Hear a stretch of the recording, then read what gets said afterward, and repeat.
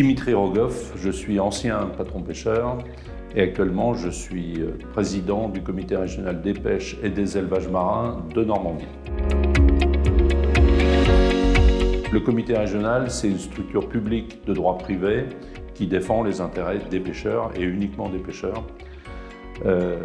Par délégation de l'État, on a des missions de service public, dont une qui est de gérer les ressources sur la bande littorale, donc dans la bande des 3000.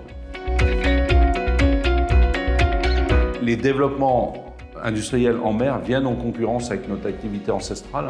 Nous étions les premiers utilisateurs de la mer, nous sommes la nation première et on se trouve en concurrence maintenant avec des développements industriels qui altèrent nos possibilités de pêche en nous privant de certaines zones et qui ont des conséquences sur la ressource qui sont importantes et qu'à la date d'aujourd'hui, on a du mal à mesurer.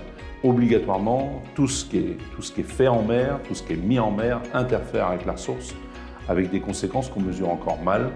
Et donc, c'est extrêmement inquiétant et anxiogène pour le monde de la pêche. Les AMP, les aires marines protégées, sont des zones importantes dans le cadre de la gestion de la ressource. Par contre, il faut que ces zones soient décidées avec les pêcheurs. Quand c'est sur un simple avis scientifique qui n'est pas compris, généralement ça génère des frustrations. Et donc on n'est pas contre cette gestion, mais il faut le construire avec la pêche. Les développements industriels en mer fragilisent la pêche normande. Son caractère artisanal, le fait qu'elle travaille toute l'année sur le littoral, qu'elle soit inféodée à ce littoral, ces développements la fragilisent. Nous, au comité régional, on propose des zones alternatives pour les développements industriels, notamment le nord de Cherbourg, où c'est une zone qu'on travaille moins et donc qui aurait moins d'incidence sur nos activités. La pêche normande est une pêche dynamique, c'est une pêche qui va bien. On voit le nombre de bateaux en région Normandie qu'augmente.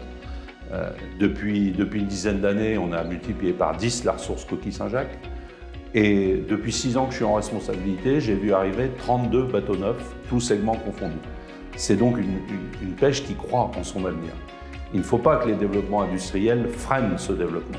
C'est une bonne chose, les Normands croient en l'avenir de la pêche, gèrent leurs ressources et il faut les aider à ce que ça continue.